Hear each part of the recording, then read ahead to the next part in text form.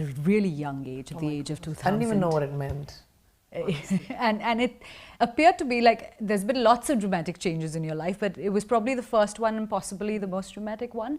Do you think beauty pageants can be empowering? See, that's a very convoluted, complex question. I think that the equity on physical beauty when it comes to women are defined predominantly by the male gaze.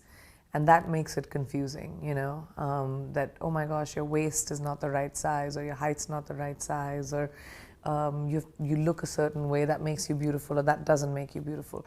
So that being judged by the male gaze and the beauty standards that have been created by patriarchal norms, because women have for a very long time lived as secondary citizens, that's hard. But when it came to me, my pageant, it gave me a springboard that I probably wouldn't have had. So individualistically for me, now as I look back in retrospect, I don't think I would ever be a part of a pageant now, this 40-year-old me. But at that time, it was very, very empowering for a small town girl in a massive stage with 96 contestants being viewed around the world. You know, it just felt like, wow, my life has suddenly changed. The cameras were like that, and now it's all on me. You know, so that was a very empowering feeling. But more than that, it was a springboard to the entertainment business, which I don't think I would have ever had or chosen if that hadn't happened to me. So you said if you had to go back as the person you are now, you wouldn't. No. Why?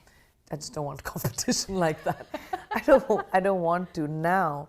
At my age, I don't want to be judged for my body type or if I can give a quick-witted answer in 60 seconds while the dong is going. There are complexities around pageants, and they can be highly empowering, but there's a lot that needs to change for them to be that way. So winning that pageant, gave you the foot in at the door, so to speak, in Bollywood, but it wasn't immediate acceptance or success.